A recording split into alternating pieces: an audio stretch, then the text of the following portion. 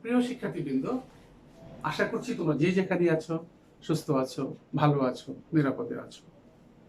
সামনের দিনগুলো তোমরা সুন্দরভাবে কাটাবে, যথাযথ স্বাস্থ্যবিধি মেনে চলবে, এই প্রত্যাশা রেখে আমি মোহাম্মদ শওকত আলী, সহযোগী অধ্যাপক হিসাব বিজ্ঞান, তোমাদেরকে আজকের অনলাইন ক্লাসে স্বাগত জানাচ্ছি।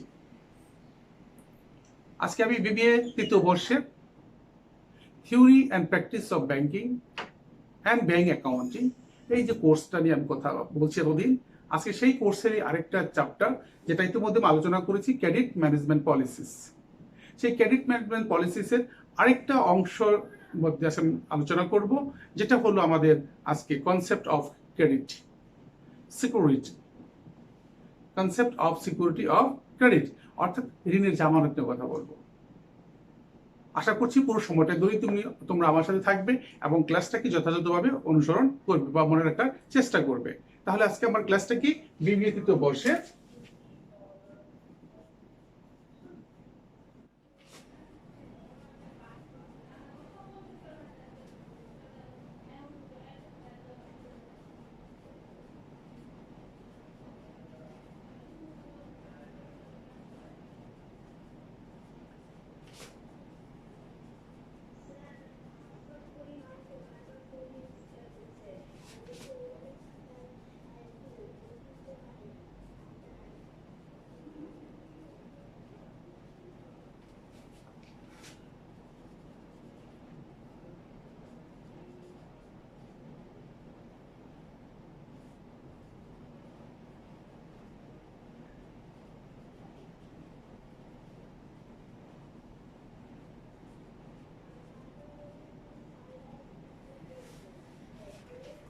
Credit management policies. ইতিমধ্যে আমি তোমাদের এই টপিকের উপরে দুটো ক্লাস নিয়েছি এবং সেই ক্লাসগুলোতে আমি তোমাদের বলেছি যে ক্রেডিট ম্যানেজমেন্টে কি কি ধরনের পলিসি নিতে হয় এবং কি কি পলিসির উপর ভিত্তি করে আমাদের এই ক্রেডিটটাকে আমরা অত্যন্ত কার্যকরী করা সম্ভব হয়। তো আজকে আমি যে বিষয়টা নিয়ে কথা বলবো সেটা হলো concepts of security of credit. Concepts of security, আজকে আমরা কি concepts of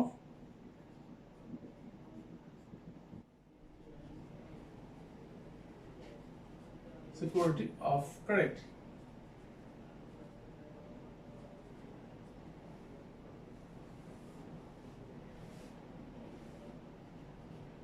Concept of security of credit অর্থাৎ ঋণের জামানত, সিকিউরিটি জামানত। ইটস ইম্পর্টেন্ট একটা ইনগ্রেডিয়েন্টস বা ফ্যাক্টরস ফর ক্রেডিট। কারণ হলো যে ক্রেডিটটা দেওয়া হবে বা যে লোনটা অনুমোদন হবে, সেই ঋণের টাকা ফেরত আসবে কিনা বা ঋণের টাকা ফেরত আসার সম্ভাবনা কতটুকু, সবকিছু ডিপেন্ডস করবে কিন্তু আমার এই সিকিউরিটির উপরে, জামানতের উপরে। অর্থাৎ আমি আগেও বলেছিলাম যে ব্যাংক পরের টাকা নিয়ে ব্যবসা করে, তাহলে ওই টাকা কিন্তু ব্যাংকের কাছে আমানত। যে কোনো সময় গ্রাহক চাইবে মাত্র ওই টাকা ফেরত দিতে ব্যাংক বাধ্য থাকে। ব্যাংক ওই যে আমানত সংগ্রহগুলো আমানত বা তাকে সুদ দিতে হচ্ছে, আবার এই যে সে বিভিন্ন জায়গায় ক্রেডিট বা লোন দিচ্ছে, ওই লোন থেকে সে আবার ইন্টারেস্ট গ্রহণ করছে। তাহলে এই যে দেয়া এবং নেয়ার মধ্যে যে পার্থক্য, এই পার্থক্যটুকুই তার লাভ বা লোকসান। তো ব্যাংকের মূল উদ্দেশ্য হলো মুনাফা অর্জন করা, সুতরাং মুনাফা যাতে তার সর্বাধিক হয়, অর্থাৎ প্রফিট ম্যাক্সিমাইজেশন করাই তার মূল লক্ষ্য। সেই ক্ষেত্রে তার এই প্রফিট সর্বাধিকরণ হবে কিনা বা প্রফিট ম্যাক্সিমাইজ হবে কিনা, সেটা ডিপেন্ডস করবে তার এই যে ক্রেডিট ম্যানেজমেন্ট, যেটা সেই ম্যানেজমেন্ট কতটুকু সে দূরদর্শিতার সাথে পরিচালিত করছে। তাহলে সে এই সিকিউরিটি অত্যন্ত একটা গুরুত্বপূর্ণ ক্রেডিটের জন্য, কারণ এই সিকিউরিটি যদি তার দুর্বল হয়, সেই ক্ষেত্রে কিন্তু ব্যাংক অবশ্যই খুব বিপদে পড়ে যাবে। কারণ যে ঋণ গ্রহীতা ঋণ নিয়ে গেল একটা জামানত রেখে, সেই জামানতটা কি হবে, সেটা অবশ্যই হতে পারে স্থাবর সম্পত্তি, অস্থাবর সম্পত্তি অথবা পার্সোনাল গ্যারান্টি। যে কোনো ফর্মেই এই জামানতটা থাকবে, যে আনলেস আদারওয়াইজ যদি ওই ঋণ গ্রহীতা ঋণের টাকা দিতে ব্যর্থ হয়, তাহলে এই জামানত বিক্রি করে যেন তার ঋণের টাকাটা ফেরত আসে। এই লক্ষ্যকে সামনে রেখেই ব্যাংক সিকিউরিটিকে অত্যন্ত গুরুত্ব দিয়ে থাকে। তাহলে আমরা এখন দেখতে পাবো যে এই সিকিউরিটির ইম্পর্টেন্সটা কি, বা কেন সিকিউরিটিকে এত গুরুত্ব দেওয়া হচ্ছে, বা সিকিউরিটিকে গুরুত্ব না দিলেই বা সমস্যাটা কি। তো সুতরাং এই ব্যাংকের সিকিউরিটি কিন্তু অত্যন্ত গুরুত্বপূর্ণ। সুতরাং আমরা এখন দেখি যে কি কি গুরুত্ব আমাদের এই সিকিউরিটির ক্ষেত্রে আছে। আমরা এখন দেখবো the importance of security.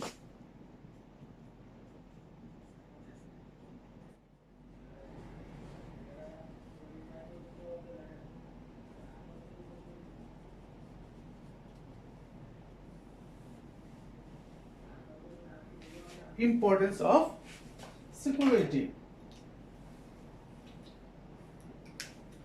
এক নম্বর দেখতে পারি আমরা confirmation of loan recovery.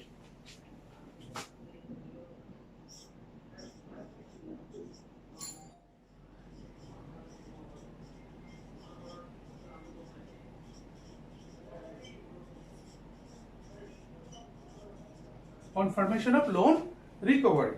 2 নম্বর হচ্ছে responsibility of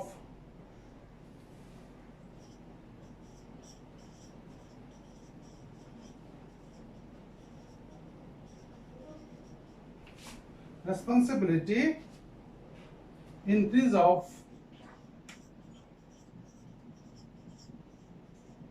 borrower. Responsibility increase of borrower. Number third number হচ্ছে loan safety.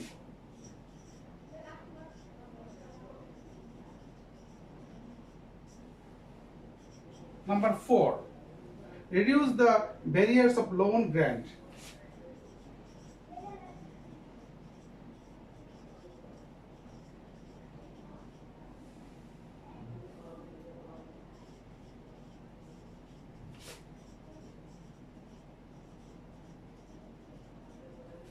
Reduce the barriers of loan grant.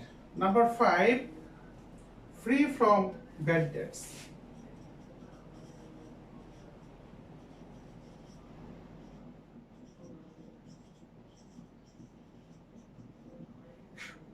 Number 6, proper use of loan.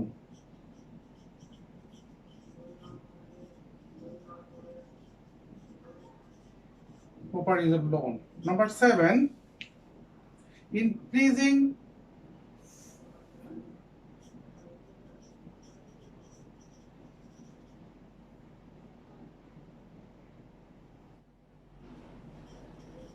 fund flow. Number 8, profit safety.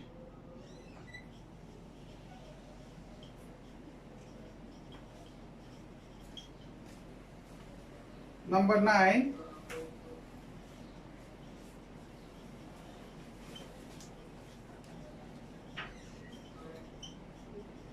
economic growth.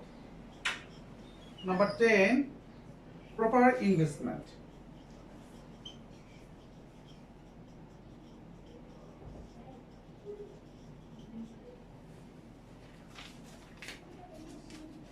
Proper investment. তাহলে আমরা যে পয়েন্টগুলো এখন উল্লেখ করলাম এগুলো যদি আমরা একটু বিশ্লেষণ করি তাহলে আমাদের এই যে সিকিউরিটির কথা বলছি সেই সিকিউরিটির উপর আমরা আলোকপাত করতে পারবো। তাহলে আমরা দেখতে পারি যে প্রথম যে কথাটা বললাম confirmation of loan recovery. Loan recovery আমাদের মূল টার্গেটই হচ্ছে যে আমাদের যে লোনটা বা ঋণটা আমরা দিয়েছি সেটা নিশ্চিত করা, রিকভারি নিশ্চিত করা, অর্থাৎ আদায়টা যেন হয়। তাহলে সেই আদায়টা কিভাবে হবে বা কেন হবে, তাহলে আদায়ের জন্য যে জিনিসটা দরকার দিস ইজ সিকিউরিটি। আদায় যেটা দরকার সেটা হলো কি সিকিউরিটি, অর্থাৎ কি পরিমাণ সিকিউরিটি আমি এই প্রদত্ত ঋণের এগেইনস্টে আমি জমা রেখেছি। তাহলে এই সিকিউরিটি যত স্ট্রং হবে ঋণের টাকা ফেরত পাওয়ার সম্ভাবনা তত বেশি থাকবে। That's why security is the most important for recovery of loan. Number 2, responsibility increase of borrower. দায়িত্ববোধ, অর্থাৎ যদি একজন বড়োয়ার বা ঋণ গ্রহীতা তার পর্যাপ্ত জামানত রেখে ঋণ গ্রহণ করে তাহলে তার একটা দায়িত্ব থাকবে ওই তার জামানতটাকে সে ফেরত নেওয়ার। এবং সে তার গৃহীত লোনটাকে কত দায়িত্বশীলতার সাথে ইউজ করতে পারে সে ব্যাপারে তার দায়িত্ববোধটা বেড়ে যায়। তো সেই ক্ষেত্রে security is the important. Loan safety, ঋণের নিরাপত্তা, ঋণের নিরাপত্তার জন্যই কিন্তু আমাদের সিকিউরিটি ইম্পর্টেন্ট। ঋণের নিরাপত্তার জন্য আমার কি দরকার? এই সিকিউরিটি প্রয়োজন। সুতরাং আমার যেহেতু ঋণের টাকাটা কিন্তু ব্যাংকের নিজস্ব টাকা নয়, এই টাকাটা কিন্তু ব্যাংকের কি আরেকজনের কাছে ধার করা অথবা জনগণের সঞ্চিত অর্থ ব্যাংকে জমা রাখে, যেটাকে আমরা আমানত হিসেবে ট্রিট করে থাকি। সুতরাং এই আমানতকৃত অর্থর নিরাপত্তা যদি ব্যাংক দিতে ব্যর্থ হয় তাহলে তো ব্যাংক অবশ্যই কি করবে? কোলাপস করবে, ব্যাংক সে চলতে পারবে না। সুতরাং এই লোনের সেফটি প্রদান করার জন্য অবশ্যই সাফিসিয়েন্ট সিকিউরিটি তার রাখতে হচ্ছে। Reduce the barriers of loan grant. Reduce the barriers of loan grant. অর্থাৎ এটা কি? এটা হলো যে লোন দেওয়ার ক্ষেত্রে বা ঋণ দেওয়ার ক্ষেত্রে যে সমস্ত ফ্যাক্টরস গুলো আমরা বিবেচনা করি, অর্থাৎ একজন ভালো গ্রাহক, একজন তার কি কোথায় সে ইনভেস্ট করবে, আমরা একটু ভালো গ্রাহক পেলাম, কিন্তু তার হয়তো সেই ক্ষেত্রে কি নাই, তার পর্যাপ্ত সিকিউরিটি নাই, বা সেই ক্ষেত্রে এই সমস্ত ক্ষেত্রে যে ব্যারিয়ার্স গুলো হয়, যদি তার সেফটি, লোনের সেফটি সে কি করতে পারে, সে এনশিওর করতে পারে, সেই ক্ষেত্রে লোন গ্র্যান্ট করার যে ব্যারিয়ার গুলো বা যে বাধাগুলো সেগুলো আর থাকে না। সহজেই কি করা যায়? লোন বা স্যাংশন করা যায়, অনুমোদন করা যায়। Free from bad dates, free from bad dates. তো ব্যাড ডেটস তোমরা জানো কুরিন, আর কুরিন মানে হলো it should not be realise, এটার কোনো আদায় হওয়ার সম্ভাবনা থাকে না। তাহলে আমাদের যে প্রদত্ত ঋণ বা ব্যাংক যে সমস্ত ক্ষেত্রে বিনিয়োগ করে থাকে বা ঋণ দিয়ে থাকে, সেই ঋণের টাকা না আদায় হওয়ার কারণ একটাই হলো যে প্রপার ইনভেস্টিগেশন করে এই বা ঋণ অনুমোদন করা হয় নাই, এবং যে পরিমাণ সেফটি মেজারমেন্ট নেওয়া দরকার ছিল বা যে পরিমাণ সিকিউরিটি রাখা দরকার ছিল সেই পরিমাণ সিকিউরিটি নেওয়া হয় নাই, যার কারণে যে ঋণ গ্রহীতা সে ঋণের টাকা দিতে কিন্তু খুব একটা উৎসাহ করে না, বা সে ঋণের টাকা আদারওয়াইজ ইনভেস্ট করে সে এই ঋণের টাকা ফেরত দেয় না। That's why it should be কি হচ্ছে? Unrealised, that means bad dates. তো সুতরাং এই ব্যাড ডেটস থেকে মুক্ত হওয়ার জন্য তোমার কি হচ্ছে? ব্যাংক সিকিউরিটির উপর অত্যন্ত গুরুত্ব দিতে থাকে। প্রপার ইউজ অফ লোন, এখন যে ঋণ গ্রহীতা ঋণ নিয়ে গেল, সে ঋণ তার জামানত ঠিকই আছে, কিন্তু সে এই লোনটাকে নিয়ে যথাযথ ইউজ করছে না, বা প্রপার যে পারপাজে সে ঋণটা গ্রহণ করেছে সেই কাজে বিনিয়োগ করছে না সে। তো প্রপার কাজে ইউজ না করাতে তার যে ব্যবসার যে কি বলবো এটাকে ধরন, সেই ব্যবসার কারণে তার রিটার্ন আসছে না এবং ডিফল্ট হয়ে যাচ্ছে। দ্যাটস ওয়াই সে তার যে জামানতটা যদি সে ঠিক মতো রাখতো তাহলে কিন্তু তার এই জিনিসগুলো সে ডিল করতে পারতো না। সুতরাং যে মনে করছে আমার তো জামানত ইনসাফিসিয়েন্ট আছে, সুতরাং আমি ঋণের টাকা ফেরত দিলেও সমস্যা, না দিলেও সমস্যা নাই, সেই সমস্ত ক্ষেত্রে কিন্তু এই লোন আর ফেরত আসার সম্ভাবনা থাকে না। নিশ্চয়ই তোমার কি করতে হচ্ছে? এই জামানতটাকে অত্যন্ত গুরুত্ব দেওয়া হয়ে থাকে।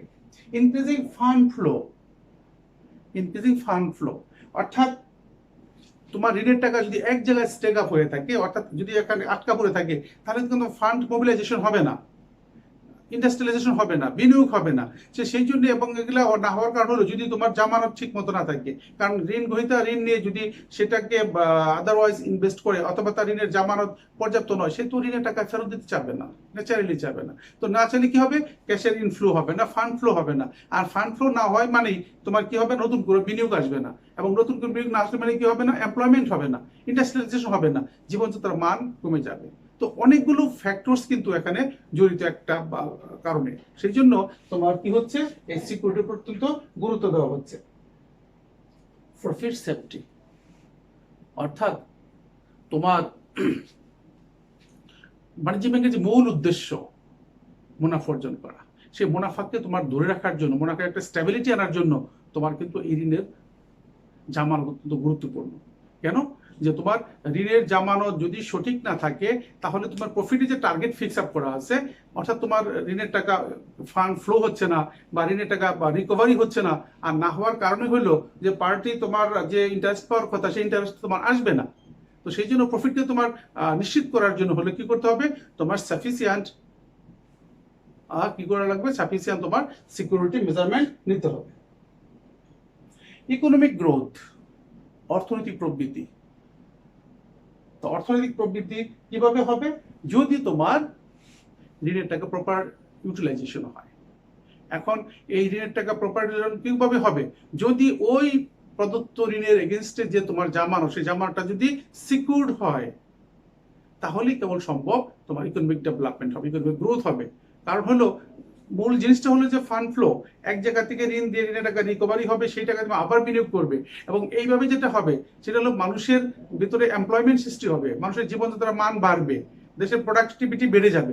এই সমস্ত ভাবেই কিন্তু কি হচ্ছে, তোমার আমাদের ইকোনমিক গ্রোথ হচ্ছে। তো সেই ইকোনমিক গ্রোথ হবে না যদি না তোমার সেই বড়োয়ার তার ঋণের টাকা সঠিকভাবে ইউজ না করে বা ব্যবহার না করে।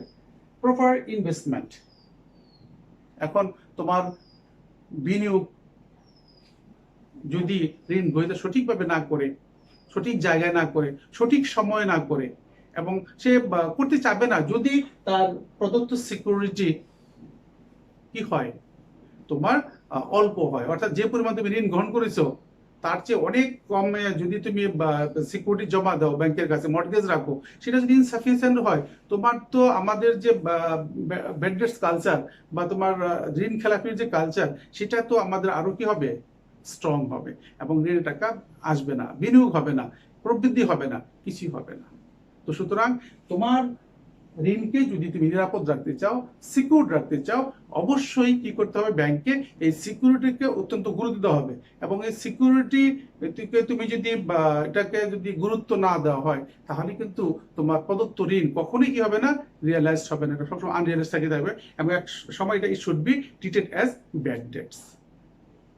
এবং ব্যাড ডেটস হওয়া মানেই তোমার কিন্তু ব্যাংকের ক্যাপিটাল আস্তে আস্তে কমে যাবে। তো সুতরাং এই পয়েন্টগুলো বা বিশ্লেষণের মাধ্যমে আমি নিশ্চয়ই বুঝতে পেরেছি যে ঋণ প্রদানের ক্ষেত্রে ঋণের জামানত কেন গুরুত্বপূর্ণ এবং কি কি কারণে গুরুত্বপূর্ণ। আশা করছি তোমরা পয়েন্টগুলো বুঝতে পেরেছো। এখন আমি যাব যে এই যে ঋণ বা ঋণের যে জামানত, সেই জামানত নেওয়ার সময় কি কি জিনিসগুলো বিবেচনায় নিয়ে আসতে হয়।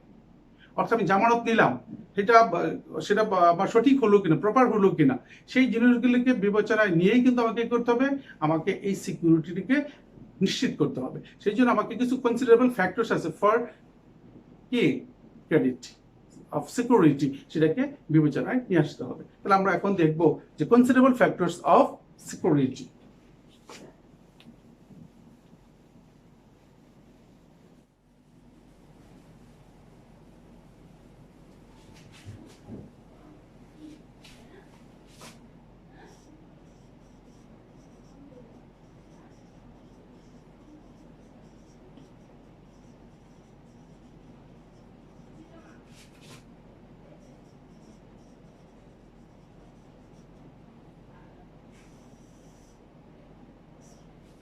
Considerable factors of security.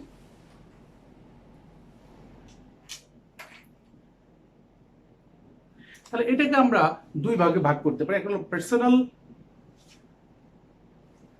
Security, একটা হলো non personal security. Personal security, personal security.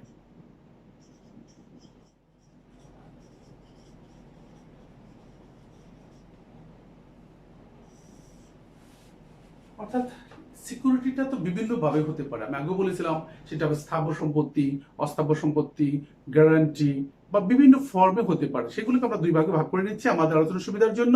একটা হলো পার্সোনাল সিকিউরিটি, একটা হলো নন পার্সোনাল সিকিউরিটি। তো পার্সোনাল সিকিউরিটির প্রতি কি কি জিনিস বিবেচনা করা হয়? Number 1, honesty.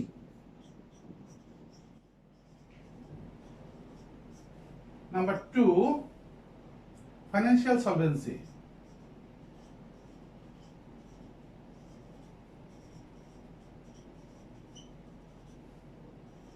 Number 3, ability to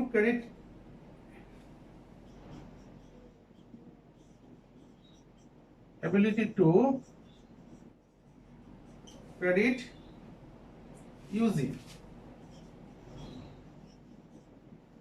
Number 4, willingness to pay.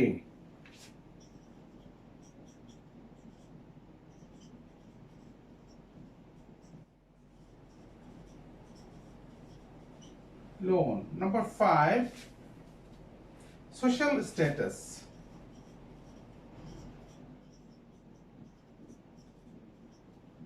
Number 6, good relation.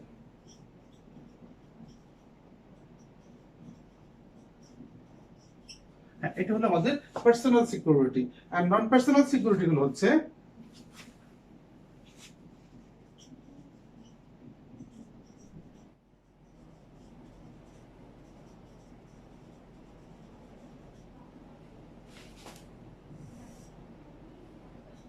এক নাম্বার হচ্ছে আমাদের acceptability,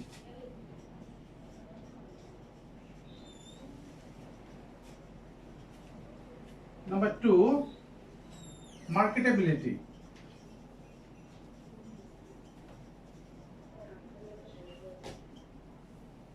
number 3 ownership,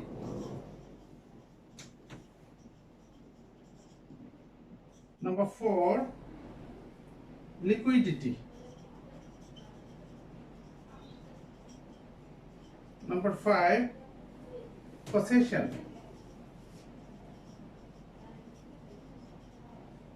number 6 assets price,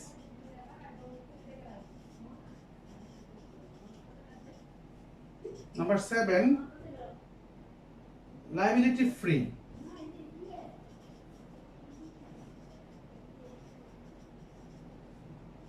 number 8 price stability,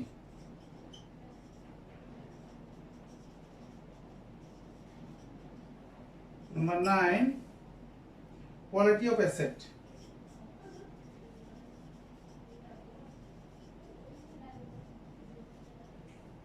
number 10 transferable,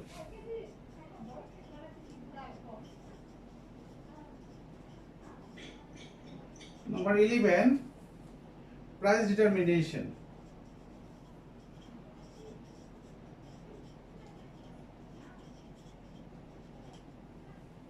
number 12 maintenance cost,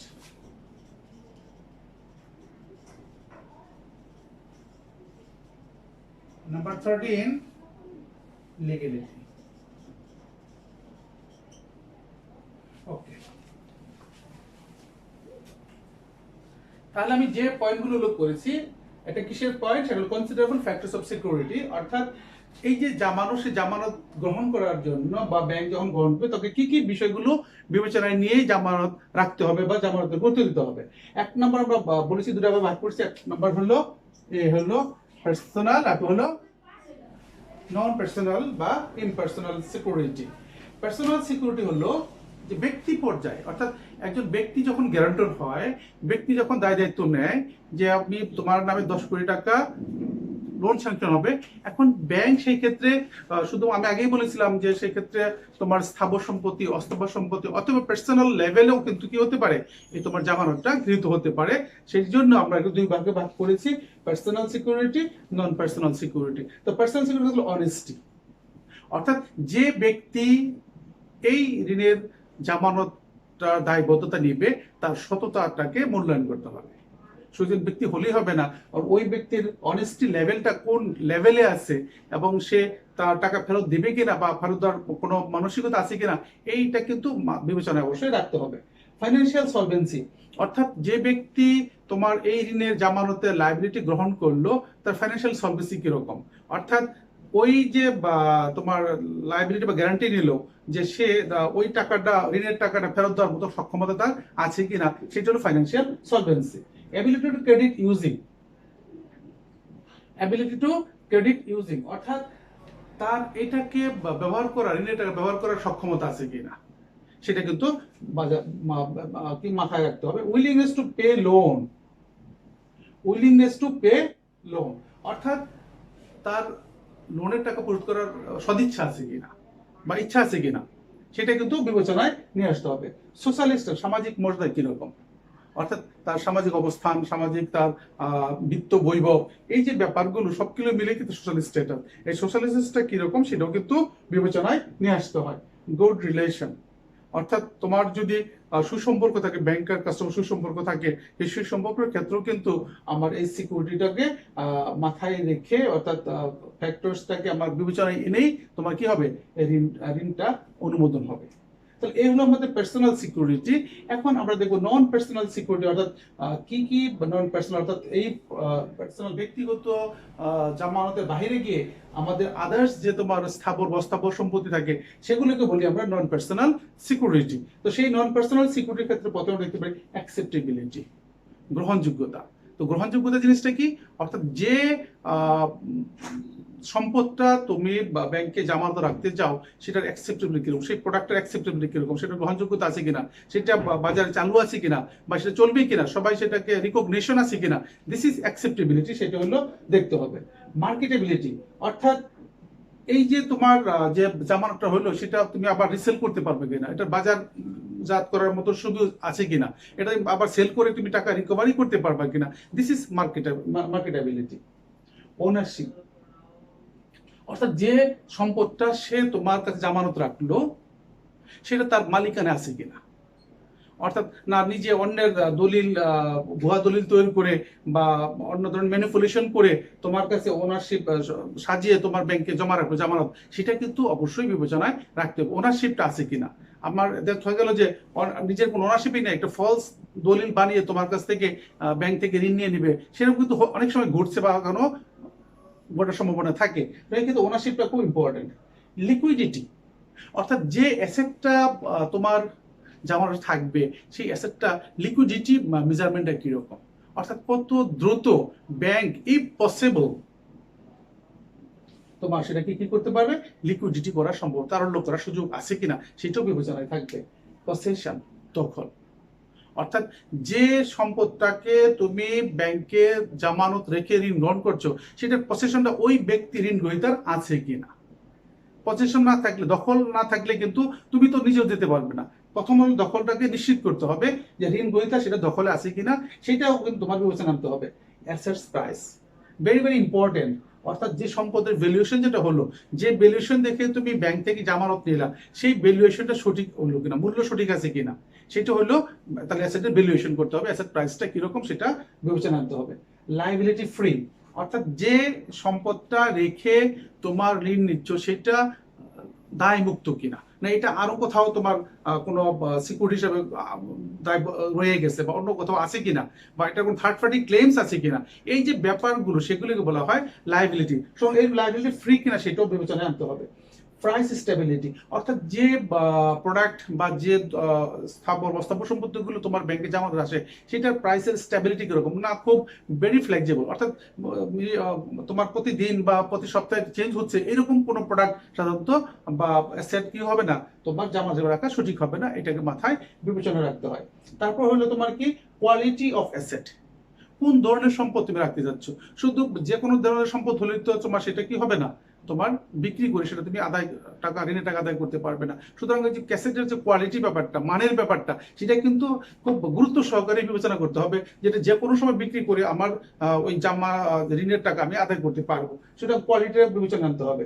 তারপর ট্রান্সফারেবল, হস্তান্তরযোগ্যতা, অর্থাৎ এই জিনিসটা খুব ইম্পর্টেন্ট, যেন অ্যাসেটটা খুব সহজে কি করা যায়, ট্রান্সফার করা যায়। আমি আর ব্যাংকে যে তোমার কি আছে যে জামানত যেটা রাখা আছে সেটা ইজিলি আমি আবার ট্রান্সফার করে দিতে পারি কিনা, সুযোগ আছে কিনা, সে ট্রান্সফার যত ইজি হবে তাহলে সেইটার তোমার জামানতের গুরুত্ব তত বেশি, সুতরাং ট্রান্সফারেবলটা খুব বিবেচনা আনতে হবে। প্রাইস ডিটারমিনেশন, মূল্য নির্ধারণ করা, মূল্য নির্ধারণ করা ইম্পর্টেন্ট, যে তুমি কি কি পরিস্থিতি বিবেচনায় মূল্য বিবেচনা করবে সেটা বিবেচনা করার সুযোগ আছে কিনা, সেই প্রাইস ডিটারমিনেশনটা ইম্পর্টেন্ট। নেক্সট হলো আমাদের মেইনটেনেন্স কস্ট, ভেরি ইম্পর্টেন্ট। তোমার একটা অ্যাসেট বা একটা স্থাবর সম্পত্তি বস্তাবর যাই তুমি করো, এটা তুমি যদি দীর্ঘকাল রাখতে হবে, এটার মেইনটেনেন্স কস্টটা কিরকম, এই মেইনটেনেন্স কস্টটা যদি খুব হাই হয়ে যায় সেই ক্ষেত্রে তোমার কাছে কিন্তু ওই জামানতটা কি হবে না, খুব ভালো হবে না। তো মেইনটেনেন্স কস্টটাকে কিভাবে সহনীয় পর্যায়ে রাখা যায় বা কিভাবে মিনিমাম কস্টে রাখা যায় সেটা যদি বিবেচনা করি তোমাকে সিদ্ধান্ত নিতে হবে। And last of all legality, আইনের ভিত্তি আছে কিনা, সবকিছু রুলস রেজুলেশনের মধ্যে আছে কিনা, অর্থাৎ আইনি বা এটা কোনো বেআইনি কিনা, অর্থাৎ তোমার যে জামানত এটা কোনো বেআইনি কোনো জিনিস কিনা, এটার লিগ্যালিটিটা আইন কি স্বীকৃত কিনা, সেই ব্যাপারগুলো কিন্তু কি করতে হয়, তোমাকে বিবেচনা নিতে হয়। কখন বিবেচনা করব, যখন আমরা এই সিকিউরিটিটাকে জামানত হিসেবে নিব, সেই জামানত হিসেবে নেওয়ার সময় আমাকে এই গ্রুপ ফ্যাক্টরস গুলোকে বিবেচনায় এনে কি করতে হবে, আমার জামানতটাকে আমাকে ব্যাংকে রাখতে হবে।